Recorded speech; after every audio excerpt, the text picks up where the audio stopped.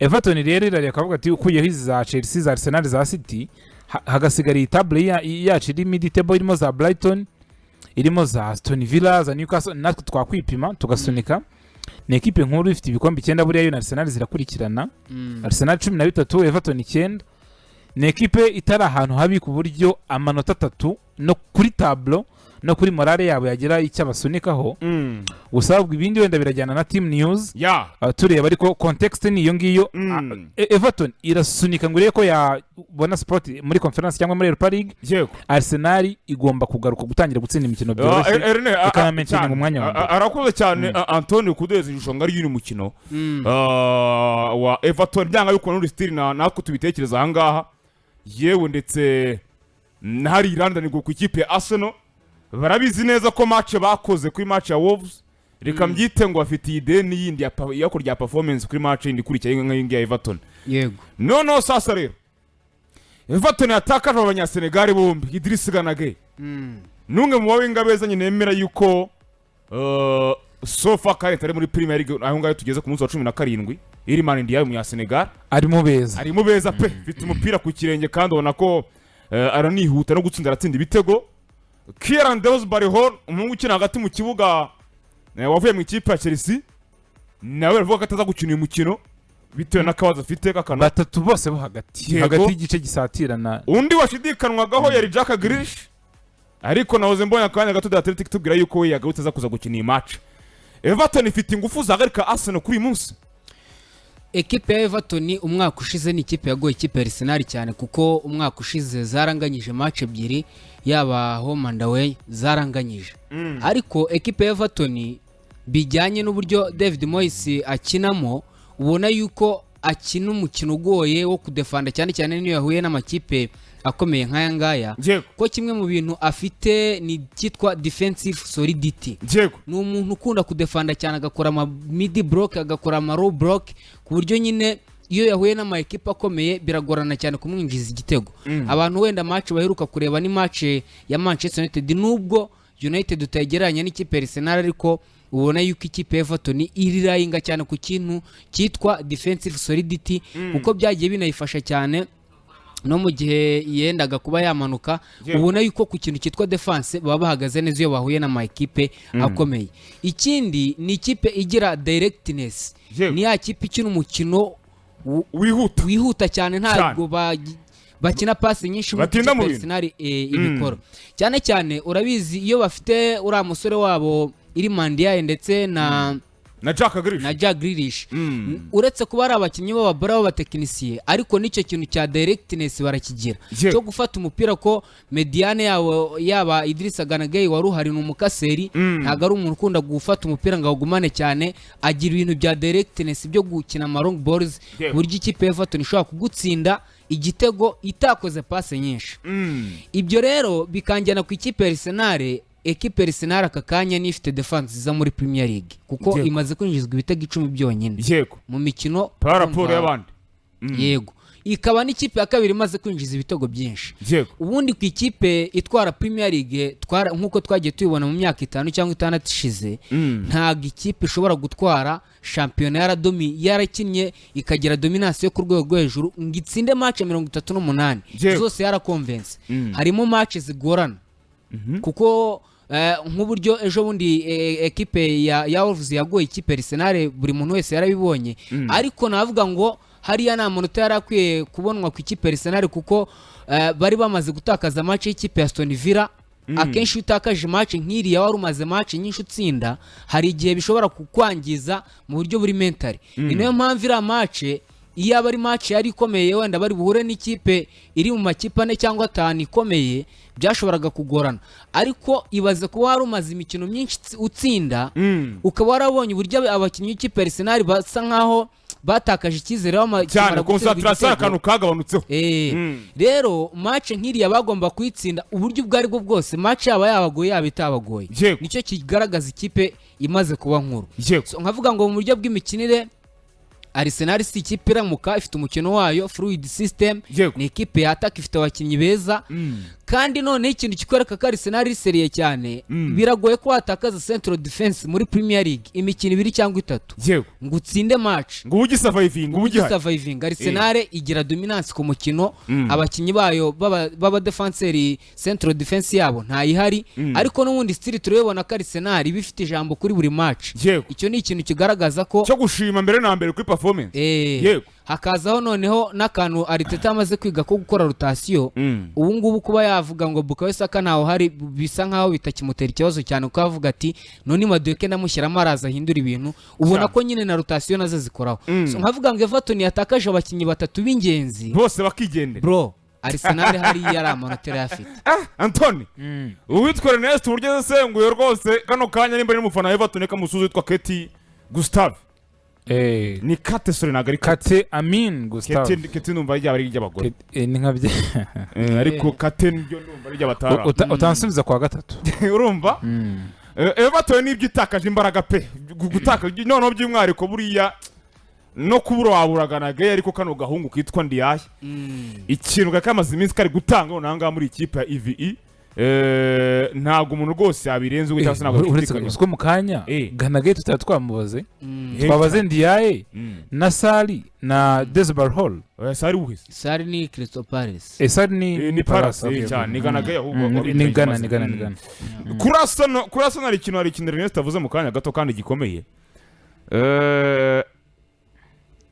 nibyo nemera ko nta kipe itavunikisha mwaka w'imikino kandi nanubwo nyine nemera ko imvune zigomba kuba ubwitwazo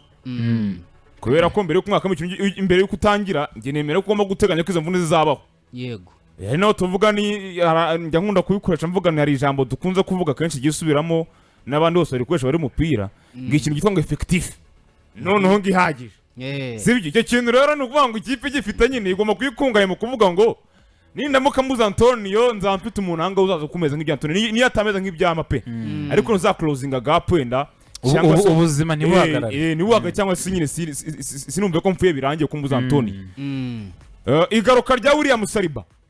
yaragarutse kuri match ya Wolves ariko Benjamin White umutoza avuze yuko akiri hanze byibuze ibyumweru 3 cyangwa se 4 ukwezi ya Arteta ariko atari furu tuba twisomeye ibinyamakuru byandika kuko Arteta ibyo asubiza byo rwose nyamaze kubihaga ntabwo ari straight maze kubihaga rwose ngitse Matter of Weeks usubwiye abantu ko ibyumweru binga cyangwa iminsi ari inga ubundi ni Kai Havertz yavuze yuko arimo arakora progression neza cyane tikana azagaruka mu kibuga vuba ariko ikinyamakuru bitubwiye nuko Kai Havertz yongeye gutonekara aho yari arwaye bisa nkaho uyu mwaka uzarenda urangira kandi atongeye kugaragara mu kibuga ahantu hafi ateganya ubyuze kuba yaza nka tariki 8 z'ukwezi kwa mbere kuri match ya Liverpool ubwo urumva uyu nguyu mwaka ntabwo tumara byuze mu ntangiriro zuriye wari we Kai Havertz yego undi yagize icyo avugaho ni Gabriel Magalhaes yatangiye gukora wenyine ariko akorera kuri grass ku byatsi nyine yego aho bitoreza ariko ntago arajya muri team abagenzi ngakore full training session arimo arakora ku giti cye ariko kavuga yuko bigibuze vuba hanga azagaruka ariko tumaze ibintu tuvuze yuko nkuko The Athletic yatubwiye ndetse na The Telegraph yatubwiye nuko byibuze kuri match ya Aston Villa uyu mutarama azaba ari full fit rwose kuba azaba yakina cyane mbere yuko umwaka urangiye tariki 30 Magalhaes gusa ngomba kuba ari kandi ameze neza cyane uvuga ngo aracuma match ya Everton ndetse n'indi ya Brighton ngira ngo nizacemo hagati bakabona gukina n'ikipe ya Aston Villa urumva ko byibuze uyu mwaka abafana ba Arsenal bamuteganya yego kuri iyo match ya nyuma y'umusozo umwaka ndakeka nta yindi mvune yindi bafite naba ntavuze kugira ngo dusore na team news ubwo hagati nta kibazo bahafite cyane igice cy'imbere tuyibanzamo nayo nta kibazo undi utari wari kuri match se ni Karafiore ariko n'ikiyo cy'amakarita iyi match yagarutse cyane ndimo nibaza ngo nabaka PSKL na warahari izimera z'umwaka nimba ekipe Gabriel Jesus ngiye tuvuga umunsi ku wundi ukaba byibuze warabuze aba center back babiri bose umwe akaba yaje ari William Saliba n'undi akaba ari mu nzira agaruka cyane ndimo mvuga ni ahubwo twakaye tujye gutangira kongera kubona ya shusho ya Arsenal imwe yavugaga mu kanya gateretse kuvuga ngo turakomeye kandi twizeramo inyuma yego 100% sibyo ariko n'imbere yego turakomeye ariko muri imikino itambutse ishize yego nyo nakumva ko wabuza amayerema ukinjizwa cyane ariko nimba utangiye kugarura amayerema yawe njye nyega ko akaba ari umwanya mwiza kugira ngo byibuze gusoza umwaka kuko kwezi kwa December riteta kuva ajya mu ikipe ya Arsenal niko kwezi ngira ngo kubagira mu mateka ye sibyo buri gihe bari ibibazo abafana ba Arsenal bavuga yuko imvune ziri kugenda zishiramo cyangwa se zikamukamo zakabaye zizana performance Arsenal yahuranye mu ntangiriro za season fra icyo kintu tukitseho Arsenal ikiva kuri Goodson Park ikiva kwa Everton kuri iki kibuga bari bukinireho irahita yakina indi mikino 3 mbere y'uko umwaka urangira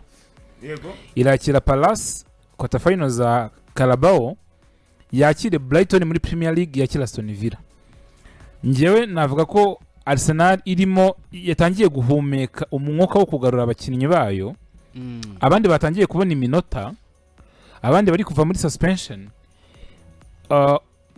ni question yo gukora iyi match iri hanze nicyo kintu mbona hano kirimo tricky gukora iyi match iri hanze kwa gusura Everton indi mikino 3 mu rugo Arteta agomba kwipima nawe niba yakongera kugarura Arsenal kuri ritme yahoranye yego ndakoresha ijambo ritme ni kuvuga ngo Arsenal equipe nyine yari yo yose ibyo tureba n'ubushize na Paris Saint-Germain kugira ngo abantu batangire kwitinya nuko ikwereka urugwego mu kibuga izindi equipe zitisangamo urakoze cyane ntago ari question yo gutsinda gustrugglinga ntago wahera hagati muri saison ngo urinde usoza saison nta biragoye byaba ariko biragoye si ikintu cyagira garanti Arsenal igomba kuzamura urwego iri gukiniraho uyu munsi niveau y'umukino wabo bakongera bakaristoringa bakongera bagakina nka prime Arsenal yego Arsenal ya ndemera ko nemera ko uri mfite cyane y'umukino rwose cyane umukino utameze neza Frank ni kibazo buri insinzi yaboneka turanabishima ntujye ubona ama equipe se umuntu atwara igikombe akamuga hoya gutwara igikombe gutya igikombe turagishimye ariko ntago twakomezanya umukino udakonvenga umukino utemeza n'abafana ku kibuga bashobora kujya gutya bakagabanuka haraho bye wenda hari byagorana ariko umukino iyo abantu batangiye kuvuga ngo ntacyo tujya kureba hariya sina question y'insinzi ntago ari question ya resultat question y'umukino so Arsenal ni byiza ko yongera kugarura umukino wayo uri dominant ntekereza ko kwakira imikino 3 mu rugo imikino 3 yose y'imbere mu gihugu nta rugendo rurimo urimo ugarura abakinnyi bawe ni ishingiro ryiza ryo kugira ngo umaintaining iyo sport yawe ku mwanya wa mbere ari nako ucungana na abantu bakuri mu bitugu umwe uri bumwakire undi nawe urasigara umutega kuko Arsenal uyu munsi ni question yo gukora ibyayo gusa ntawe isaba kuyitsindira Man City ni ugucungana n'ibyayo we ukora ibyayo unda ko nawe ukora ibyo biramureba kandi mu mupira w'amaguru amanota 9 n'amanota menshi cyane Frank uyu munsi umwe nuko yanaba make ariko uyu munsi hari amakipe ari inyuma amanota 9 kuri Arsenal tutabara muri title race arahari uri kumva gukora amanota 9 akurikirana ukayakora uri uwa mbere haba harimo akarumu ko kuvuga ngo uyu muntu muri ayo manota 9 nubwo yabona hari indwi amanota ne imikino 2 ntitwahumeka urumva hari ikintu ubukoze twatuzamo na ya mirindi yarafite inyuma yawe hari akantu kaba kagabanutseho n'uburyo ukora preparation mentale za game zikurikira abakinnyi hari pressure batariho ni ukuvuga ngo iyo harimo amanota 2 dore ikintu bisobanuye ni pressure byihora City gakina mbere yawe City gakina mbere yawe irakujya imbere Aston Villa ni ikina imbere yawe muranganya amanota none handi usanga cyane ko iyi weekend stream nakina imbere yawe ni handi usanga abakinnyi bawe binjijwe igitego kujera ibyo bintu biranze kubera ko bari bamaze igihe kinini batopinze batangiye kwishyiraho pressure yo kuvuga ngo ko dutangiye gutakaza lead yacu hakiri kare ibi bintu none bafite nka groupe iri gushaka nyine gukora icyo kintu bitari ibyavuba bitari biherutse ugasanga iyo mentality level yabo rimwe na rimwe naniwe kubihandoringa ugasanga equipe itangiye kwijyana mu mibare mibi kubera iyo pressure iri interne yo kuvuga ngo twatakaje ikintu twari dufite mu maboko yacu ariko hari n'ikintu gato guce mu ijambo hari ikintu kimaze iminsi kigaragara ku ikipe Arsenal umukinnyi witwa Bukayo Saka akanya sinzi niba tubyemeranya ko ari muri meforume ntago ameze neza ko yatangiye sezo nkurikije uko Bukayo Saka nsanzwe muzi muri sezo 3-4 uyu Bukayo Saka w'aka kanya ndabona atari muri forume nkuko yari ameze. Icyo ni nta kintu imvune zakozeho kuri iyo meforume ye kirahari kuko kenshi uyu mukinnyi yavunitse ntago rimwe kabiri ntago amasegonda make n'ubutumwa bayatera ngaruka cyane. iri gufasha urubyiruko kuguma online nta stress. Ku mafaranga 1000 gusa ufata internet yo gushyira ibitekerezo ku murongo, wongewe iminota yo guhamagara timu yawe, SMS zo gukomeza communication, ntukicare utazi biri kuba. Stay update, stay connected. Fata phone yawe ukande akanyenyeri 255 urwego cyangwa ukoreshe my Airtel app ufate combo 1k weekly none. Airtel, umuyoboro wa telefoni. Yes, ubwo ubutumwa rero bwa Airtel hamwe na ikokinga rwose ni Airtel nza cyane. Mu kanya gato ndaza ko rwose nkubwira neza uburyo waza kuza kubigendera uko ikokinga n'abandi rukomere cyane neza. Yego. Bukayo Saka ngiye aka kanya nkurikije uko mubona n'uburyo nsanzwe muze muri sezo zitambutse ari muri meforume. Uwo numwe. Undi muntu wa kabiri mbona bishobora kuzateza n'ikibazo no mu mikinire Arsenal no kuba tuvuga ngo performance si 100%. Urabibona ko Odegaard yaravunitse agira igihe cyo kugaruka ariko ahagarukiye aka kanya biragaragara ko agiye gusubirana umwanya we. Sinzi nshaka ko iki kintu tukivugaho. Aho ndakumva cyane. Arsenal ubona yuko imikinire ya Martin Odegaard itandukanye niya Eberechieze yari gukina kuri nimero 10. Eberechieze ni wa mukinnyi usanga ari gukina ku 10. Akenshi nyine ntago gukunda kugaruka ngo usange yaje muri build up, wenda ashobora akagaruka hagati akaba yafata umupira wujyana imbere, ariko ubona yuko ntago abikora nka Odegaard. Odegaard uzamusanga muri build up arazi inyuma agatangiza umupira akawugeza hagati akagera imbere. Ugasanga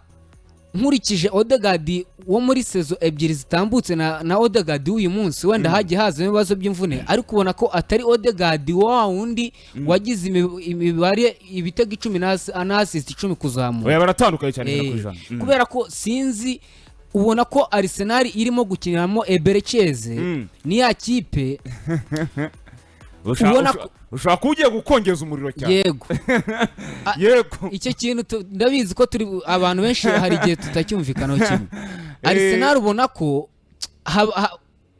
Eberechieze ni wa mukinnyi ushobora gukereya uburyo bubyari ntago ashobora kudakereya bwinshi cyane. Nuvuga ngo ntago creativity yangana ya Odegaard. Yego. Ariko Odegaard nawe ukabona ko ahanini ujya kumureba. Ya Max yatanga umusaruro. Ariko nanone ukabona asa nkaho ari nimero 8. Yego. Kuko uzamusanga muri build up muri mediane, ariko akanya numureba imibare n'ibitego assist n'ibitego ntago ari hejuru. Ukaba wagira inama Ritete kumesa kamwe afata ndetse. Jewe ndagira inama Ritete yo gufata umukinnyi uta Berchiaza akamukinisha ku 10. Kubera ko aka kanya yego tujyana neza. Kubera ko icyo kintu uvuze cyabaye deba nagira ngo have kimwe cyose Antonio ndabeshya. Oya ntago beshya. Rwose uretse natwe n'ahandi hose kuko Odegaard garuka ryava mu mvune. Yaje asanga imutipe nyanga amaze gutsinda hat-trick no London Derby. Cyane. Rwose ameze neza pe ari muri forume zidasanzwe twa Eberechieze. Ngira ngo kuva kuri match ya Chelsea niho byatangiye gututumba abantu bibaza ati se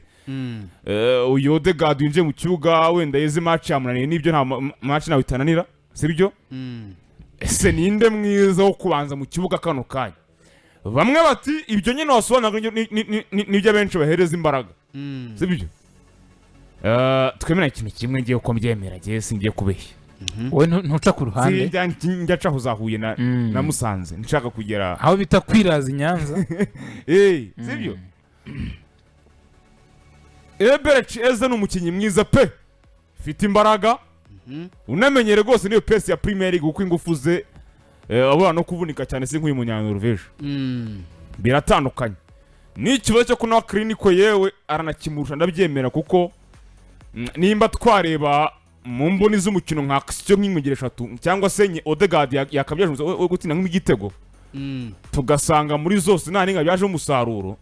Ariko ezo utari umuhereze 3 cyangwa se 2 ngaburemo ninga byuze wenda bonamo iki gitego kiwe. Abantu baratandukanye. Ariko nanone ndareba ese Arsenal idafite Odegaard mu kibuga. Yego. Imisinga iki nitana afite ezikamisinga iki ese byose ngize ku munzani Yego. ikidasanzwe kiri kiremeye n'iki uri aho ngaho Eh. ndahita nkubaza mu gihe umuntu bita Odegaard atarahari Yego. umukinnyi mwiza wa Arsenal ninde aka kanya mu gihe eh umuntu bita Martin Odegaard yari Atarahari. yaravunitse umukinnyi mwiza Eh. ni Declan Rice yego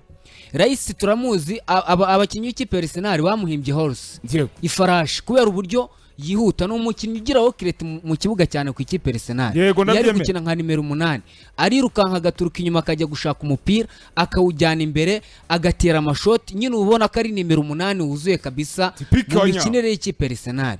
njya nkakurikizaho kuri match ejo bundi Arsenal ikina mbere yuko ikina na Wolves harya Arsenal yakinye na Aston Villa cyane kuri match ya Aston Villa umuntu bita Declan Rice twaramubuze kuri iriya match nge sinamubonye oya ntabwo wakinye Kubera ko- mate we na Zubimendi bakinye nabi Odegaard uramubona ko aba yagarutse agatangiza build up Ariko wa nkeka ko mupira bira- wari kujya imbere ariko nkeka ko ari akawujyanayo nkeka ko ari konsinye z'umutoza nanone Rene Eh. kuko Antoni erega mu kanya yuvuze neza Ernest sibyo creativity yakanukaga mu kipe yasona nta numwe wajya diwe Martin Kure- Odegaard kuba yafungurira amarembo iyo kuvuga ngo Arsenal yabona igitego umuntu wakingura amarembo menshi nge ashingiye kuri talaye sibyo n'ubushobozi bwe muri ikipe Arsenal nge nemera ko yabari kandi no attention nemera ko nimero 10 bari mu bice bibiri turana bafite bingiro batandukanye icyo kirakomeye cyane sibyo hari umuntu nimero 10 wakemera kuvuga ngo nge kano kanya sindi buza kwa mwiza mu mibare nkuko ubwo kanaka Bruno ameze cyangwa se undi wari wese Yego. sibyo nge ndemera nza kuza kuba reka mvuge ngo igitambo cyo kugira ngo abantu baze kuba beza sibyo dukunze kuba aho barahari rwose twamatangamo n'ingero ariko nanone hari abanimero twagiye tubona umupira w'amaguru n'umunsi wa cyane ahari sibyo usanga contribution z'ibitego n'ama-assist ni byinshi babinganya hafi yose n'abataka bari imbere n'abataka barajya muri izo duel abo nibo baeze tuvuga kano kanya sibyo ariko nanone si match imwe ebyiri eshatu urukumva kuri Arsenal ihetswe inyuma n'uyu muhungu w'umwongereza umaze kuba mu kanya gato witwa Declan Rice ndetse na Martin Zubimendi sibyo tuzabona kenshi tubirebe neza Mbere yabaye mwiza ari kumwe n'andi imbere yiwe turebe umuntu ameze afite uburyo bw'imikino bimeze gute urasanga ari Mikel Merino ngiye kuyita yego umwana izo espace zo gutsindira urakoze Merino ni muntu ki utandukana Victor Yokeresh ugomba gushakirwa umwanya ndetse no gushakira no kubona ibyo bitego ahubwo se no guhabwa imipira wenda nkubaza ikibazo kimwe mbere yuko ukomeza ku bwawe ubona iyo umukinnyi bita Mikel Merino ari mu kibuga no mu gihe Victor Yokeresh ari mu kibuga ikihe Arsenal kari uburyo bwinshi bw'ibitego ni ryari kubera ko hari ukuba umwataka yaraguzwe yego nta kibazo akaba umutoza ategetswe kumukinisha hari no kuba umutoza ategetswe kuba cyangwa se yagakinishije umukinnyi uri gutanga yego aho nangiye kuhajya nta kibazo kuko ni nayo mpamvu nanjye nemera ko umwataka nimero ya mbere agomba kuba Yokeresh sibyo kubera ko twarivuze na mbere zijya gutanya ataranavunikaho Antonio njyaho nimba ubyibuka neza sibyo sinzi ugeze kwivuga ahangaha Yokeresh agurwa uvuga ati dushobora kutabona Victor ibitego 20 cyangwa 30 muri Onevode ariko tukabona Bukayo cyangwa se Trossard beza bo mu mpande Nevode wabizi cyangwa se n'ubari mu mugongo akaba beza akakanya sibyo kubera ko umwataka nimero 9 gweza uburyo bubiri gutsinda igihe bitego sibyo no gutuma abantu bamufasha ku kanya b'abadefenseri bashobora kuba batama espace abandi bamushamikiye mu mpande abawinga bakababona ibitego sibyo ariko yandi ukana kuvuga ngo wowe Mbere washyize ku meza aba mwiza afite n'imbere mu ikipe ya Arsenal sibyo tugera ikintu kimwe nitwa Mikel Merino uri hari imbere nindi creativity y'umwataka uri kuri nimero 9 sibyo ariko kuza gusayidira n'abari hagati mu kibuga cyakina ba Martin Odegaard wenda bagakoze batagihari sibyo bigatuma nuwo ezabona umwanya wo kwatsa n'ibyo bitego akaba yagenda yego akabagera kujya kubona umwanya wo gutsinda ibitego ariko nanone se mu gihe dufite wa mwataka nawe ugomba gukina utari mubi kandi ugomba gutanga n'umusaruro witwa Yokeresh hari imbere sibyo umuntu mwiza singiye kukubeshya Yokeresh simene uzaza gukina n'abandi nkuko Merino bikora ko Merino mediateur bien si birumvikana sibyo ariko kano kagabo gafata indi profile idasanzwe kuvuga ngo nakwereka goma hari imbere ukanyuruka jina abandi ba defenseur bagufashe njewe izi mpande nkazifidinga ndi umwe ari nge Martin Odegaard njye muracyushe bere cyiza Fra reka ngira ikintu nanjye mvugaho hano rwose icya mbere formation z'abagabo ziratandukanye 100%. eberecheze ni formation ni produit y'umupira w'abongereza